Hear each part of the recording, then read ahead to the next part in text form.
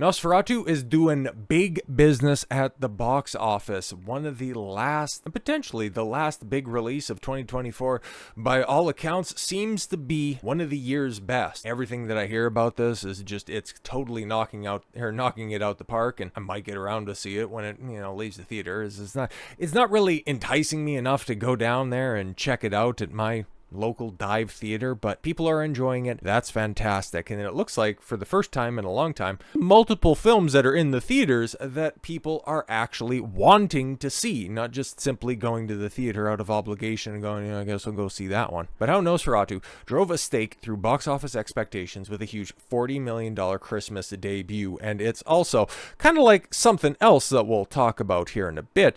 Didn't have and doesn't have an international release until New Year's Day? It's wild. Why it's taken so long for this to come around.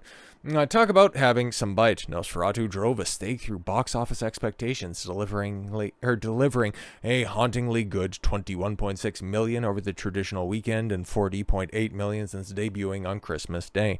Those receipts sent box office analysts everywhere reaching for the vampire puns, apologies, in an effort to explain the bloody fantastic results for Nosferatu. Well, it has been spoken in hushed circles for a while, and everybody going, Robert Eggers, he really delivered on this one, okay? It's something a little bit different. Yeah, I know it's a remake, but it's a remake of a 1922 silent film, and it's one of the first proper gothic horror films in decades. So yeah, if you're a fan of film, maybe you should go check it out. That was the sales pitch going into its release, and since it's landed on North American shores, that's generally been the follow-through.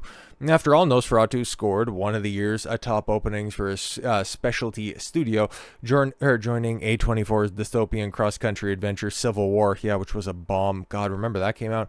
Neon thriller Longlegs, and Cineverse's ultra-gory slasher Terrifier 3.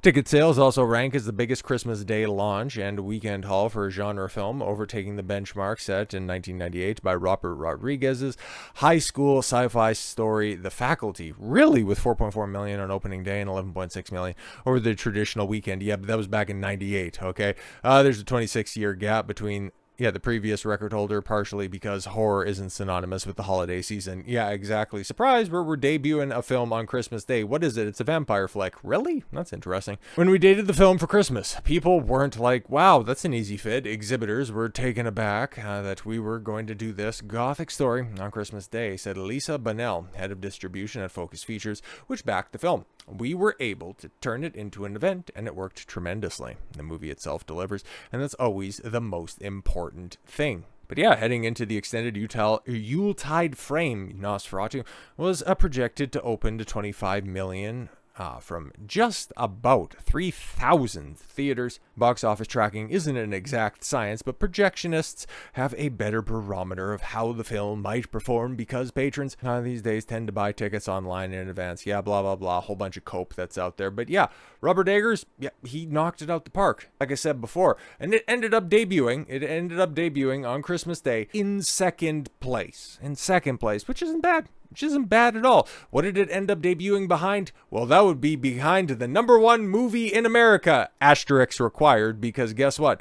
Sonic 3 is still the #1 movie in America. I don't know how Walt Disney continues to get away with this blatant lying. It's not the #1 movie in America. We got the numbers to prove it, okay? We got the dailies. The last time we looked at the dailies, I think it was the 23rd, or we had projected numbers for Christmas Eve, and guess what? Sonic took Christmas Eve. And then, when it came Christmas Day, Nosferatu ended up in second place. Sonic ended up in third, and Mufasa made the most money. But when it came to average in theaters, which is something that I want you to pay attention to, Nosferatu beats it handily by about $360, give or take, per theater, which is pretty damn good, okay? And then, just going back to New Year's Eve, or I'm sorry, not New Year's Eve. That's today. We don't have those numbers. But Christmas Eve here, Sonic in 3,761 theaters average screen haul of $1,993, which I think was probably the year Sonic 1 came out, compared to the 4,100 screens Mufasa is occupying with $1,700 haul.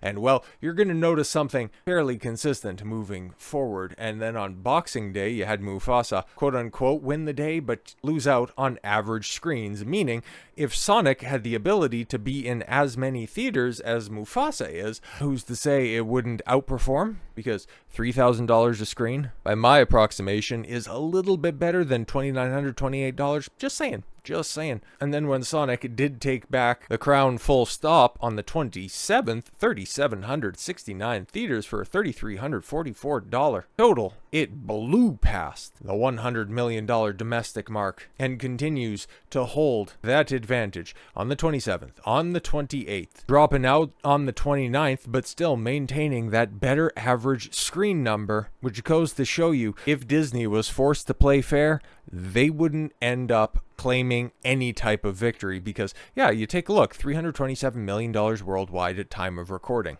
Monday evening, so about as close, is probably about as accurate of numbers as you're going to be getting because I'd imagine we'd probably get everything a little bit more flushed out towards the end of the week. Maybe potentially, who knows. But because it had the full worldwide release when the film dropped on the 20th as opposed to Sonic, which I don't know why that ended up being the case, as Universal being Universal, of course. But this is a film that I would think probably a little bit disappointing for Disney, given the fact that the OG Lion King, not the good one, okay, the 2019 quote-unquote live-action remake made $1.7 billion, and this one right here might get to $500 million if they leave it in theaters long enough, as opposed to Sonic, which, now that it's had its international release, is quickly catching up. It because he's fast, but the domestic box office is absolutely beating the brakes off of Mufasa. So head to head, yeah, it's no question, okay? And like it says right here, Sonic 3 is still the #1 movie in America because it depends on which metric you're looking at when you're taking a look at the past weekend.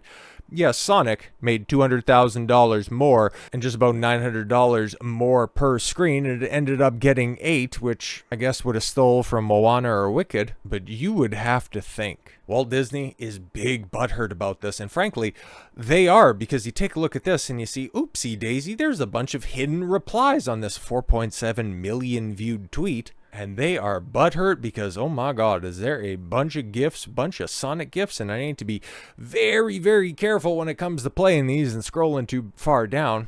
Because, well, it's Twitter after all, and it's been a minute since I've seen anything too terribly lewd on the platform. Mostly because, well, I guess I have my proper barriers in place. But you can see, yes, Sonic 3 is so much better. Shut up, Disney. The Sonic 3 movie is way better than Mufasa movie. Disney, nobody cares. Sonic 3, yes, crossed the $200 million globally. The film had a $122 million budget, which, yeah, now it's on track to not just make back the money, potentially turn a profit, which I hope it does, because everybody who's seen it has actually said that it's pretty good. Like, I've heard above average things for the first 2 films in the series. Not a lot of great things about Knuckles, but at least when it comes to 3, kind of like the games, everybody likes it. Everybody who's played it, everybody who's seen it, likes the game. I guess likes the movie that's based on the game. But yo, shout out to this guy with the silver, the hedgehog meme. Yo, that shit's great right there. It's no use. Take this. This ought to do it. But yeah, Disney just impotently claiming that it's the #1 movie in America is hilarious. Whereas by every conceivable metric, unless you're going day by day, but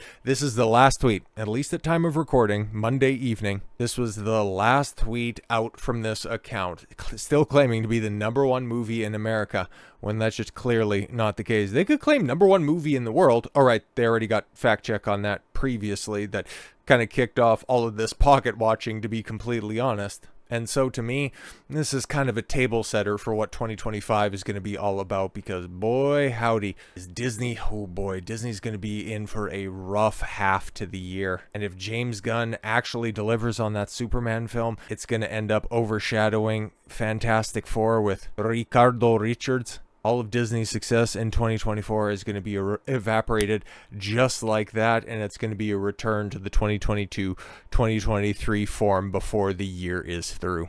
So with all that said, thank you all very much for the gift of your time. I've been Don Consuelo. I want you to follow your gut and get after it. Take care, everyone.